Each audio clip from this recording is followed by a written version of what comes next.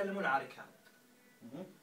في بعضهم يقولون ريكارد مدرب كبير، وبعضهم يقولون ريكارد انه يعني قصر مع المنتخب السعودي وذا، لكن يعني حوالي 126 لاعب او 120 لاعب في 15 شهر اللي مروا على ريكارد في التغييرات. انا ما اعتقد انه المدرب كل هذا سبب المدرب. شيء غير معقول. أيوة شيء غير معقول. تشكيلتين ثلاث. وريكارد معروف كان على ايادي نجوم يعني برشلونه. بس هناك ريكارد لما يدرب برشلونه يعني لو ممكن بدون مدرب، لو ممكن حتى في البلاي ستيشن يلعب برشلونه. اوكي بس حتى ولو، لكن انا اعطيك مثال. الفتح لاعبين منسقون من فرق ثانيه. نعم. عندك مختار فلاتة، عندك ماجد هزازي ظهير النصر اول، عندك مين كمان؟ عندك لاعب السنتر ناسي اسمه انا، لكن هي هو كان للاتحاد. لما عزز فيهم الروح اللي هو فتح الجبال، شوف متصدر الدوري. طيب متربع كمان. هل إدارة المنتخب السعودي كأعضاء وكاتحاد وكلعيبة هل هم يريدون أن يعطون ريكارد فرصة كما عطوا فتح الجبال 6 سنوات؟ السؤال يعني هناك كان الفتح يخسر وكان يفوز. تعثرت السعودية لما غير رئيس الاتحاد صار أحمد عيد. أول لما كان نواف بن فيصل كان هو ماسك هو له كلمته، لكن أحمد عيد ضد الإعلام وضد الأعضاء اللي معاه داخل الاتحاد وضد جميع المدربين وضد جميع الآراء. في ناس كثيرين تكلموا، وفي منهم عضو شرف من الاتحاد في آخر مقابلة مع برنامج كورة للفرقتين الخليجية. قال إنه نور بسببه ما دخلوا المنتخب مو بسبب المدرب، بسبب اللي حواليه، هم اللي ما دخلوا المنتخب. هذا كلام يتكلم في ريكارد يعني. لأنه اتحاد. ممكن. ليش لا؟ ممكن. لكن يعني منتخب كل يوم يلعب تشكيلة، كل يوم تغيير لاعبين.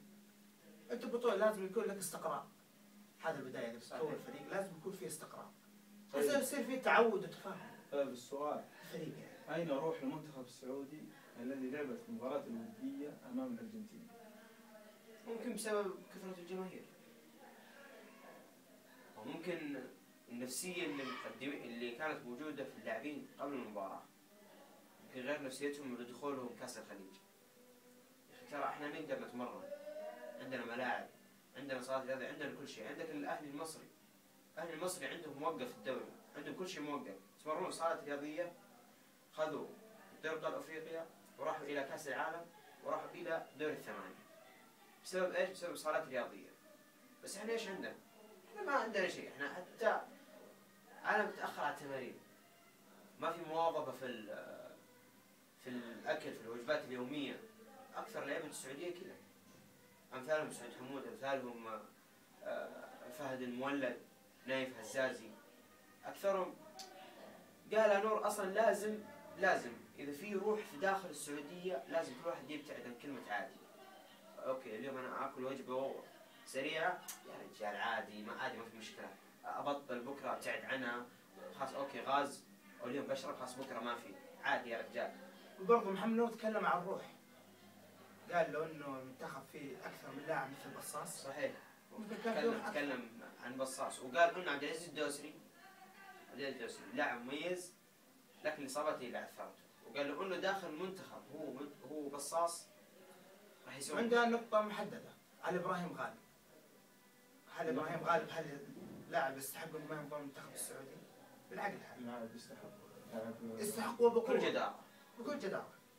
وفي لعيبة بعضهم يلعبون في فريقهم احتياط يجوا في المنتخب أساسيين. يعني الفترة ذي مرة تنقلت التشكيلة.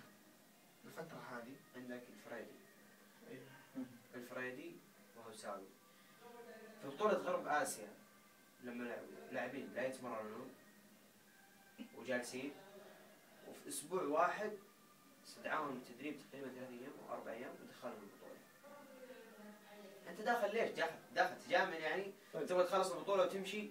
انتهت الفرصة هذه للمنتخب السعودي، وهناك فرصة قادمة اللي هي الأسيوية. نتمنى. ماذا رأيكم المنتخب السعودي؟ ماذا تريدون أن يتطور فيه؟ احنا تغير الحين عندنا المدرب، ان شاء الله تكون ثقتنا فيه. قالوا لي فراج نقبل اي شيء الا ريكارد ما نقبل، والكلام هذا صحيح، احنا نقبل اي مدرب، وان شاء الله المدرب هذا قوي، لانه مدرب الشباب لهم منافسات قويه سواء في اسيا او في البطوله العالميه لدرجه منتخب الشباب. وان شاء الله مع المدرب هذا نشوف اول تجربه في 5 فبراير مع منتخب الصين. لاحظوا الفرق، منتخب الصين لانه راح يقابلنا في 5 فبراير الشهر الجاي، وين يتمرن؟ عنده معسكر في المانيا. شوف احنا الحين ويننا، شوف الفرق بسبب مباراه واحده وين راح يعسكر في المانيا، واحنا بعد التعثر بعد كاس الخليج الى الحين ولا اي شيء. احر ما عند المنتخب ابرد ما عند اللعيبه، احر ما عند المنتخب جماهير المنتخب ابرد ما عند اللعيبه. شيء عادي. شرحيلي حق الهلال، ما المولد وسام المولد قطع الاجازه، طبعا هي فتره اجازه الى 25 يناير، قطع الاجازه المولد قطع الاجازه وراح كمل التدريب مع الاتحاد في جده. كان التدريب قبل يومين الساعه 7 الصباح بدأوا في النادي. الشراحيلي عشان يتهرب من سالفه المنشطات، لانهم الحين كفشوه انه ياخذ منشطات ووقفوه عامين، لانه ما يبغى منه فحوصات. راح كمل اجازته برا، قال انا في دبي اتوقع الامارات، انه هذه اجازتي، هي اجازه ولازم انا يعني اخذها. بس لما استدعوه اجبروه انه يجي، اعطوه عقوبه عامين. اعطوا شرحيه بسبب المنشطات اللي كانت في مباراه الاتحاد والهلال. طيب هل المدرب الجديد للأنسي يقود المنتخب هل أبدى رأيه؟ هل قام بإضافة تشكيلة معينة؟ هل أضاف لعيبة؟ هل هناك ثقة فيه؟ ماذا رأيك؟ والله المدرب الجديد نحن ما شفناه، يعني شفنا ابداعات وذا، لكن هو العنصر المجامل لا يدخل. هو لو المدرب خلوه على راحته، صدق لو ريكارد خلوه على راحته بلا تدخلات ولا بلا مستحيل. هل ممكن ريكارد انه بيجيب 126 لاعب او حوالي 120 لاعب في 15 شهر؟ ومباراة عن مباراة اختلاف التشكيلة، عدم استقرار. خلاص لاعبين ينضمون والواجب ما ينضمون. كلنا مقتنعين بأنه ريكارد أعطيناه الفرصة الكافية. كلنا مقتنعين بأنه ريكارد أخذ الفرصة اللي ممكن أي مدرب ثاني ما أخذها. أخذ فرصة كافية وفشل. لكن هل المدرب الآن ماذا يفعل في المنتخب؟ ماذا أضاف؟ هل أضاف لعيبة؟ هل جاب أحد؟ هل قال أحد ما أبغاه؟ هل قدم مباريات ودية؟ وش عمل يعني؟ لأنه بطولة آسيا تختلف عن بطولة الخليجية. البطولة الخليجية صح إنها ممكن إنها تعطي دافع لأي فريق إنه يلعب، لكن الآسيوية هناك فرق ليسوا في الدول الخليجية. هناك فرق صعبة جدا. أمثال غرب آسيا. أول شيء قالت ريكارد كانت أمس تقريبا على الساعة 11 في الليل، كان اجتماع بعد صلاة العشاء استمر 3 ساعات إلى الساعة 11. قرروا إقالة ريكارد. المدرب الجديد عينوا متى؟ عينوا أمس، إلى الحين ما شفنا شيء. أكيد في الأسابيع الجاية راح نشوف إيش يقول المدرب.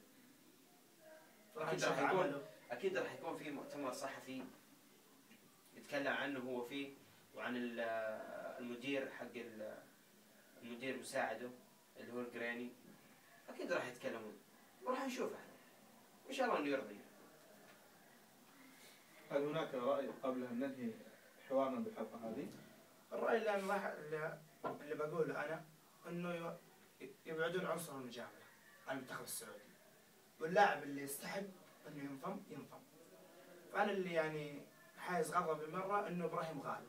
هل لاعب زي إبراهيم غالب ما ينضم للمنتخب؟ هذا يعتبر جنون بحد ذاته. نعم هناك شيء. واستقرار التشكيلة ويتركون مدرب في حاله بس. لا تدخلات خارجية ولا شيء. بإذن الله إنه المنتخب السعودي معروف كبير، منتخب كبير وفي عناصر، يعني في عناصر قوية في السعودية، لعيبة كل واحد يؤدي في مركزه، لكن ما في استقرار. أتوقع مثل ما قال خوي إنه لو ترك المدرب في حاله راح يجيب نتائج. مثال سكولاري لما خلى السعودية تدخل دوري 16 وتنهزم من فرنسا. يعني في فرق كبير. سكولاري لعب مع البرتغال وداهم إلى دور الثمانية، لعب مع البرازيل خلاهم ياخذون كأس العالم. السبب كله أنه المدرب على راحته، هو ياخذ اللاعب اللي يبغاه، التشكيلة اللي يحددها، راحة المدرب هي أهم. مثل مورينيو وش غير في ريال مدريد؟ هناك تغيير قوي سبب جوارديولا طرد من برشلونة. هناك مدربين يصنعون وليس يصنع. اللعيبة. يصنعون الفرق بشكل كبير. يصنعون يعني هناك المدرب بإمكانه يقف كريستيانو رونالدو، يعني أي لاعب كريستيانو رونالدو. صحيح. أي يعني إذا مبلغ. ما نفذ اللي هو يبغاه. يعني هناك الفرق. هذا يسمى بين قوسين ما في مجاملة. نعم. اللي يعطي يحصل، واللي ما يعطي ما يحصل. بيحصل جزاته. عموما بكرة مباراة العراق ومباراة الإمارات، توقعاتكم ونظرتكم عن المباراة قبل أن تأتي؟ مباراة الإمارات والعراق، العراق فريق تكتيكي أكمل وجه، والإمارات فريق صغير مثل الفتح بالضبط. فريق صغير، أتوقع كل الموجودين ما يتعدون عن سن 24 سنة، في عز نشاطهم، استماعهم الحلو للمدرب اللي هو مهدي علي، استماعهم المرتب له، وأتوقع أن العراق الفريق التكتيكي اللي يعتمد على الكرات الطوال ممكن يكون أقرب لها، في حالة واحدة إذا تعثر المنتخب في أي خطوة قالها المدرب وما نفذها. أتوقع كذا، وممكن العراق يكسب وممكن الإمارات تكسب. أتمنى التوفيق للفريقين. أما بالنسبة للعراق والإمارات، العراق فريق يمتاز بقوة جسمانية أول شيء، زي ما قال الأخ تكيت إنه الكرات الطويلة برضه ممتاز فيها العراق، لكن الإمارات فريق شاب، فريق متعود على الذهب. كم من بطولة أخذها إنه دائما يعانق الذهب، وفريق يعني بسيطين، أجيال جديدة كلهم شباب. محركهم هو عمر عبد الرحمن. نعم. لاعب كبير جدا يعني لاعب صراحة يشهد عليه هم يعني اللاعبين اللي متوقعين ياخذون أفضل لاعب في الدورة هذه كأس الخليج، حمام طارق وعمر عبد الرحمن. أتوقع أقرب لها عمر عبد الرحمن. ما شاء الله تبارك الله. عمر عبد الرحمن يعني غني عن التعريف. ندم الحين الهلال انه تركه في سنه 19 او تقريبا 18 لما كان مع عمر عبد الرحمن كان يذكرني بالشلهوب في بداية مستواه. في عز الشلهوب. في عز الشلهوب يعني كان هناك الكرة لما تكون لدى الشلهوب خلاص تقول هذه صناعة هدف. يعني ما شاء الله تبارك الله اللاعب هذا لا إله. لاعب يصنع فارق، حتى لما تيجي الكرة عنده تحس انه يعمل شيء، يا يصنع كرة يا يفتح ملعب. طيب. هذا حتى ما يمتازون بالانانية. توقعاتك المباراة؟ اتوقعها ضربات ترجيح الامارات. اتوقعها الامارات 1-0. ليش السؤال الامارات؟ مع انه هناك يونس محمود يعني حاجة فظيعة. حاجة فظيعة، لكن منتخب الامارات شفناه نحن قدام الكويت ايش سوى وايش يعني. الكويت كان منتشي فوز على السعودية، لكن الامارات شفت انت كيف لعب، يمتازون باللعب القصير، المسافات الضيقة، مع ان القوة الجسمانية قوية ترى. بالذات الكرة اللي تلقاها تقريبا 46 او 47 اللي هي المثلث السريع من النص الى منطقة الجزاء، كرة في العارضة، الكرة الأولى في العارضة والثانية برا، كانت قوية مرة. لولا التركيز خاطئ اللي سدد الكرة اللاعب ولا كان هدف، كان رايحين المباراة بحتمه. لكن اتوقع ان المباراة بتكون تكتيكية من نوع عالي. الامارات اذا منع العراق من الكور الطويلة ما اتوقع يفوز العراق، مستحيل. بس اتوقعها ترجيحية، لانه فريقين متكافئين، واكيد راح كل مدرب راح يجيب خطة مميزة عشان ينتصر على الثاني. اتوقع ان المباراة بتكون مقفلة جدا، خاصة منطقة الوسط، وهدف ينهي المباراة. هو هدف راح ينهي المباراة، لكن اتوقع الامارات. عموما نريد ان ننهي حلقتنا هذه الاولى. اعزائي المشاهدين، قد قدمنا لكم الحلقة الاولى من جروب برونزي واصدقائه، وانتظرونا في الحلقة الثانية.